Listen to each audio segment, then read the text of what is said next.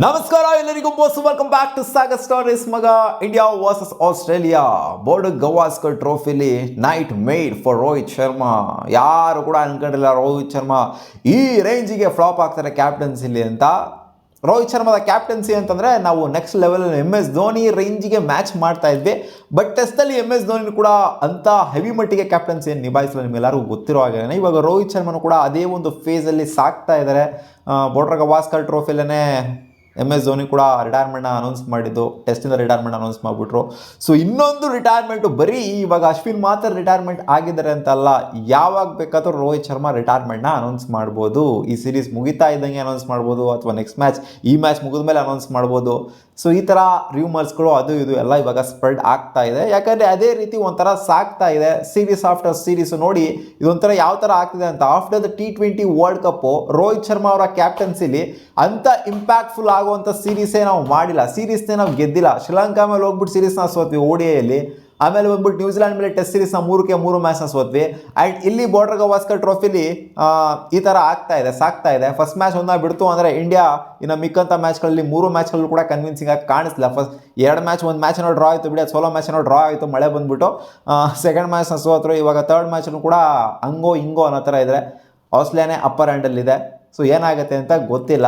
And Rohit Sharma ಅವರ runs ವಿಚಾರಕ್ಕೆ ಬಂತು ಅಂದರೆ ಆಡಿರೋದು 3 ಮ್ಯಾಚು. ಬೋರ್ಡ್ ಗವಾಸ್ಕರ್ ಟ್ರೋಫಿ ಬಗ್ಗೆ ಮಾತ್ರ ಮಾತಾಡೋಣ, ನ್ಯೂಜಿಲ್ಯಾಂಡ್ ಸೀರೀಸ್ ಬಗ್ಗೆ ಮಾತಾಡೋದು ಬೇಡ. ಯಾಕಂದರೆ ನ್ಯೂಜಿಲ್ಯಾಂಡ್ ಸೀರೀಸ್ ಬಗ್ಗೆ ಇವಾಗ ಮಾತಾಡಿ ಮತ್ತೆ ಅವ್ರ ಸ್ಟ್ಯಾಟ್ಸ್ ಅದೇ ಹಳೆ ಸ್ಟ್ಯಾಟ್ಸ್, ಅಲ್ಲೂ ಏನೋ ಹೆವಿ ಪ್ರದರ್ಶನ ಏನು ಬಂದಿಲ್ಲ ನ್ಯೂಜಿಲ್ಯಾಂಡ್ ಸೀರೀಸಲ್ಲೂ ಕೂಡ. ಹಂಗೆ ನೋಡೋಕೆ ಹೋದರೆ ನ್ಯೂಜಿಲ್ಯಾಂಡ್ ಸೀರೀಸಲ್ಲಿ ನಮ್ಮ ಟಾಪ್ ಆರ್ಡರ್ ಬ್ಯಾಟರ್ಗಳಿಂದ ಯಾರಿಂದನೂ ಕೂಡ ಅಷ್ಟೊಂದು ಹೆವಿ ಮಟ್ಟದ ಕನ್ವಿನ್ಸಿಂಗ್ ಪ್ರದರ್ಶನ, ಕನ್ಸಿಸ್ಟೆಂಟ್ ಪ್ರದರ್ಶನ ಅಂತೂ ಬಂದೇ ಇಲ್ಲ. ಸೊ ಈ ಸೀರೀಸಲ್ಲಿ ಅಟ್ಲೀಸ್ಟ್ ಸ್ವಲ್ಪ ಪ್ಲೇಯರ್ಗಳಿಂದ, ಯಶಸ್ವಿ ಜಯಸ್ವಾಲ್ ಅಂತ ಪ್ಲೇಯರಿಂದ ಬರ್ತಾ ಇದೆ ಕನ್ಸಿಸ್ಟೆಂಟ್ ಪ್ರದರ್ಶನ. KL ರಾಹುಲ್, ಯಶಸ್ವಿ ಜಯಸ್ವಾಲ್ ಈ ಇಬ್ಬರು ಪ್ಲೇಯರ್ಗಳಿಂದ ಸ್ವಲ್ಪ ಬರ್ತಾ ಇದೆ ಕನ್ಸಿಸ್ಟೆಂಟ್ ಪ್ರದರ್ಶನ. ರೋಹಿತ್ ಶರ್ಮಾ ಅವರ ರನ್ಸ್ ಬಂದು 22, 4 ಇನ್ನಿಂಗ್ಸು ಬ್ಯಾಟಿಂಗ್ ಆಡಿರುವಂಥ ರೋಹಿತ್ ಶರ್ಮಾ, 3 ಮ್ಯಾಚ್ ಆಡಿ 4 ಇನ್ನಿಂಗ್ಸು ಬ್ಯಾಟಿಂಗ್ ಆಡಿರುವಂಥ ರೋಹಿತ್ ಶರ್ಮಾ 22 ರನ್ಸ್ನ ಹೊಡೆದಿದ್ದಾರೆ ಅಂತಂದರೆ, ಬುಮ್ರಾ ಅವರು 25 ವಿಕೆಟ್ನ ಎತ್ತಿದ್ದಾರೆ. ಈ ಬೋರ್ಡ್ ಗವಾಸ್ಕರ್ ಟ್ರೋಫಿಲಿ 25 ವಿಕೆಟ್, ರೋಹಿತ್ ಶರ್ಮಾ ಅವರ 22 ರನ್ನು. ಸೊ ಈ ರೇಂಜ್ಗೆ ಕಂಪ್ಯಾರಿಸನ್ ನಡೀತಾ ಇದೆ.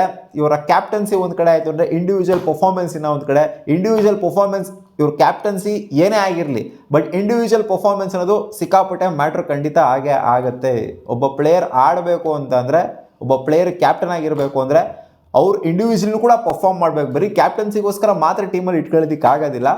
ಟೆಸ್ಟ್ ಮ್ಯಾಚ್ ಅಂತ ಬಂದಾಗ ನಾನು ಇಲ್ಲಿ ಬರೀ ಟೆಸ್ಟ್ ಮ್ಯಾಚ್ ಬಗ್ಗೆ ಮಾತಾಡ್ತಿದ್ದೀನಿ ಗುರು, ನೀವೆಲ್ಲ T20 ವರ್ಲ್ಡ್ ಕಪ್ಪಿಗೆ ರಿಲೇಟ್ ಮಾಡಬೇಡಿ, ಆಮೇಲೆ ODI ವರ್ಲ್ಡ್ ಕಪ್ಪಿಗೆ ಕೋರಿಲೇಟ್ ಮಾಡಬೇಡಿ. ಇದನ್ನು ಟೆಸ್ಟ್ ಮ್ಯಾಚ್ ಬಗ್ಗೆ ಮಾತ್ರ ಮಾತಾಡಿ. ಇವಾಗ ರೋಹಿತ್ ಶರ್ಮಾ ಅವರು ಟೆಸ್ಟ್ ಮ್ಯಾಚಲ್ಲಿ ಅಷ್ಟೊಂದು ಕನ್ವಿನ್ಸಿಂಗ್ ಆಗಿ ಕಾಣಿಸ್ತಾ ಇಲ್ಲ. ಅವ್ರ ಬ್ಯಾಟಿಂದ ಬರಬೇಕಾಗಿದೆ ರನ್ಸು.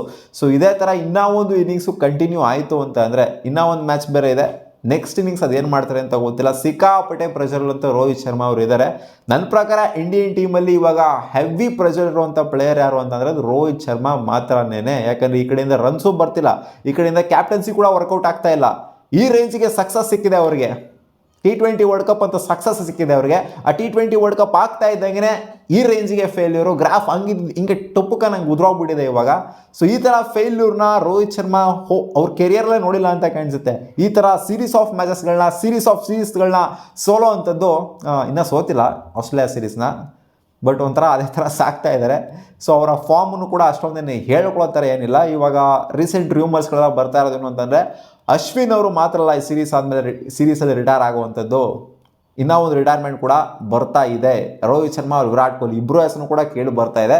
ಯಾರು ರಿಟೈರ್ ಆಗ್ತಾರೆ ಅಂತ ಗೊತ್ತಿಲ್ಲ, ಒಟ್ಟಲ್ಲಿ ರೋಹಿತ್ ಶರ್ಮಾ ಅವ್ರ ಹೆಸರು ಜಾಸ್ತಿನೇ ಕೇಳಿ ಬರ್ತಾ ಇದೆ. ವಿರಾಟ್ ಕೊಹ್ಲಿ ರಿಟೈರ್ ಆಗೋದು ಸಿಕ್ಕಾಪಟ್ಟೆ ಡೌಟು, ಇನ್ನೂ ಒಂದು ಸೀಸನ್ ಆಡುವಂಥ ಸಾಧ್ಯತೆ ಇರುತ್ತೆ. ರೋಹಿತ್ ಶರ್ಮಾ ಒಂದು ವೇಳೆ ಏನಾದರೂ ಈ ಸೀರೀಸ್ನ ಇಂಡಿಯಾ ಸೋಲ್ತು ಅಂತಂದರೆ ನನ್ನ ಪ್ರಕಾರ ರಿಟೈರ್ ಆಗ್ತಾರೆ ಅಂತ ಅನ್ನಿಸ್ತಾ ಇದೆ. ಟೆಸ್ಟ್ ಫಾರ್ಮ್ಯಾಟಿಂದ ಹೇಳ್ತಾ ಇರೋದು, ODI ಫಾರ್ಮ್ಯಾಟಿಂದ ಅಲ್ಲ. ಈಗ ಆಲ್ರೆಡಿ T20 ಫಾರ್ಮ್ಯಾಟಿಂದ ರಿಟೈರ್ಮೆಂಟ್ ತೊಗೊಂಡಿದ್ದಾರೆ, ಟೆಸ್ಟ್ ಫಾರ್ಮ್ಯಾಟಿಂದ ರಿಟೈರ್ ಆಗೋ ಸಾಧ್ಯತೆ ಇದೆ. ಒಂದು ವೇಳೆ ಟೆಸ್ಟಲ್ಲಿ ಇವರು WTC ಫೈನಲ್ಸ್ಗೆ ಕ್ವಾಲಿಫೈ ಆಗೋಕ್ಕಾಗಿಲ್ಲ ಅಂತ ಅಂದರೆ, 2 ಮ್ಯಾಚ್ಗಳನ್ನ ಬರುವಂಥ ಮ್ಯಾಚ್ಗಳನ್ನ ಸೋತರು ಅಂತ ಅಂದರೆ, 1 ಮ್ಯಾಚ್ನ ಸೋತರು ಸಾಕು, ಇನ್ನೇನು ಕ್ವಾಲಿಫೈ ಆಗೋದು ಅಷ್ಟರಲ್ಲೇ ಇದೆ ನಮ್ಮ ಇಂಡಿಯಾ. 2 ಗೆಲ್ಲಬೇಕು ಕ್ವಾಲಿಫೈ ಆಗಬೇಕು ಅಂತಂದರೆ. ಸೊ ಸೀನಿಯರು ಆ ಥರ ಆಯಿತು ಅಂತಂದರೆ ಪಕ್ಕಾ ಶೋರ್ಲಿ ವಿರಾಟ್ ಕೊಹ್ಲಿ ಅವರು ರಿಟೈರ್ ಆಗೋದಿಲ್ಲ, ರೋಹಿತ್ ಶರ್ಮಾ ಅವರು ರಿಟೈರ್ ಆಗ್ತಾರೆ ಅಂತ ನನಗೆ ಯಾಕೋ ಸ್ಟ್ರಾಂಗಾಗಿ ಅನ್ನಿಸ್ತಾ ಇದೆ. ಈ ಫಾರ್ಮ್ನ, ಈ ಕ್ಯಾಪ್ಟನ್ಸಿನ ಎಲ್ಲ ನೋಡ್ಬಿಟ್ಟು ಸಿಕ್ಕಾಪಟ್ಟೆ ಮೆಂಟಲಿ ಪ್ರೆಷರ್ ಅಂತ ತೊಗೊಂಡಿದ್ದಾರೆ ರೋಹಿತ್ ಶರ್ಮಾ ಆಲ್ರೆಡಿ. ಆ್ಯಂಡ್ ಟೆಸ್ಟಿಂದ ಇವ್ರಿಗೆ ಅಷ್ಟೊಂದು ಮುಂಚೆಯಿಂದನೂ ಅಷ್ಟೇ ರೋಹಿತ್ ಶರ್ಮಾ ಒಂಥರ ಅಲಚ್ಚಾಗಿ ಆಡ್ತಾರೆ ಟೆಸ್ಟ್ ಫಾರ್ಮ್ಯಾಟ್ನ ಅನ್ನೋ ಥರ ಪ್ಲೇಯರ್ ಏನಲ್ಲ. ಅವರು ODIನ T20ನ ಆಡೋ ಥರ ಟೆಸ್ಟಲ್ಲಿ ಯಾವತ್ತೂ ಕೂಡ ಅಷ್ಟರ ಮಟ್ಟಿಗೆ ಪ್ರೂವ್ ಆಗಿಲ್ಲ. ಸೊ ಆದ್ದರಿಂದ ನನ್ನ ಪ್ರಕಾರ ರಿಟೈರ್ ಆಗುವಂಥ ಸಾಧ್ಯತೆ ರೋಹಿತ್ ಶರ್ಮಾ ಅವರು ಕಾಣಿಸ್ತಾ ಇದೆ. ಗೊತ್ತಿಲ್ಲ, ನೆಕ್ಸ್ಟ್ ಇನ್ನಿಂಗ್ಸಲ್ಲಿ ನಾನು ಇವಾಗ ರಿಟೈರ್ಮೆಂಟ್ ಬಗ್ಗೆ ಮಾತಾಡ್ತೀನಿ ಅಂತ ಬ್ಲಾಸ್ಟ್ ಗೀಸ್ಟ್ ಕೊಡ್ಬೋದು, ಒಂದು ಸೆಂಚುರಿ ಹೊಡೆದ್ಬಿಟ್ಟು ತೋರಿಸ್ಬೋದು. ನಾವು ಅದನ್ನೇ ಎಕ್ಸ್ಪೆಕ್ಟ್ ಮಾಡ್ತಾ ಇದ್ದೀವಿ. ರೋಹಿತ್ ಶರ್ಮಾ ಅವರ ಬ್ಯಾಟಿನ ಒಂದು ಸೆಂಚುರಿ ಏನಾದ್ರು ಒಂದು ಬರಲಿ, ರನ್ಸ್ಗಳು ಬರಲಿ, ಸೆಂಚುರಿ ಬೇಡ ಗುರು, ಒಂದು 50 ಅಟ್ಲೀಸ್ಟ್ ಬರಲಿ ಅಂತ ಅನ್ಕೊಂತ ಇದ್ದೀವಿ. ಯಾಕಂದರೆ ಆ ರೇಂಜಿಗೆ ಫ್ಲಾಪ್ ಶೋನ ತೋರಿಸ್ತಾ ಇದ್ದಾರೆ. 22 ರನ್ನು ಗುರು, 4 ಇನ್ನಿಂಗ್ಸ್ ಬ್ಯಾಟಿಂಗ್ ಆಗ್ಬಿಟ್ಟು 22 ರನ್ನ ಹೊಡಿತಾರೆ ಅಂತಂದರೆ ಲಿಟ್ರಲಿ ಇದು ಆವ್ರೇಜ್ ಎಷ್ಟು 5 ಪಾಯಿಂಟ್ ಸಮಥಿಂಗ್ ಬರುತ್ತಲ್ಲ ಆವ್ರೇಜು. ಏನು ಹೇಳ್ತೀರಾ ಇದಕ್ಕೆ? So serious thing to worry Rohit Sharma ಅವ್ರಿಗೆ. ಆ್ಯಂಡ್ ಅವ್ರ ಕ್ಯಾಪ್ಟನ್ಸಿನೂ ಕೂಡ ಅಂತ ಅಷ್ಟು ಮಟ್ಟಿಗಿಲ್ಲ, ಎಲ್ಲಾರ್ದು ಒಂಥರ ಶೋಲ್ಡರ್ಸ್ ಬಿದ್ದೋಗಿರೋ ಥರ ಇದೆ ರೋಹಿತ್ ಶರ್ಮಾ ಅವರ ಕ್ಯಾಪ್ಟನ್ಸಿಲಿ. ಬುಮ್ರಾ ಅವರ ಕ್ಯಾಪ್ಟನ್ಸಿಲಿ ಫಸ್ಟ್ ಮ್ಯಾಚ್ ಆಡಿದಂಥ ಟೀಮೇ ಬೇರೆ, ಯಾವ ಥರ ಕಮ್ ಬ್ಯಾಕ್ ಮಾಡಿದ್ರು ಗುರು. ಫಸ್ಟ್ ಇನ್ನಿಂಗ್ಸ್ ಉಣಿಸ್ಕೊಂಡು ಸೆಕೆಂಡ್ ಇನ್ನಿಂಗ್ಸ್ ಎಂಥ ಬ್ಯಾಟಿಂಗ್ನ ಆಡ್ಬಿಟ್ಟು ಇಂಡಿಯಾ ಕಮ್ ಬ್ಯಾಕ್ ಮಾಡಿಬಿಟ್ಟು ಹೊಡೆದ್ರು ಆಸ್ಟ್ರೇಲಿಯಾಗೆ. ಅದೊಂಥರ ವೈಬೇ ಬೇರೆ ಇತ್ತು. ಇವಾಗ ಎಲ್ಲರ ಶೋಲ್ಡರ್ಸು ಒಂಥರ ಯಾಕಾನ ಆಡ್ತೀವಿ ಹೋಗೋರು ಬಟ್ರ ಗವಾಸ್ಕರ್ ಟ್ರೋಫಿ ಅನ್ನೋ ಥರ ವೈ ಬಿಟ್ಕೊಂಡಿದ್ದಾರೆ. ಸೊ ಒಂಥರ ಸ್ಯಾಡ್ ಮುಖ ಹಾಕಂಗೆ ಕೂತ್ಕೊಂಡಿರ್ತಾರೆ ಯಾವಾಗಲೂ. ಸೊ ನನ್ನ ಪ್ರಕಾರ ರೋಹಿತ್ ಶರ್ಮಾ ಅವರು ರಿಟೈರ್ ಆಗ್ತಾರೆ ಅಂತ ಅನ್ನಿಸ್ತಾ ಇದೆ ಈ ಒಂದು ಸೀರೀಸ್ ಆಗ್ತಾ ಇದ್ದಂಗೆ. ನೋಡೋಣ ಅದೇನಾಗುತ್ತೆ ಅಂತ.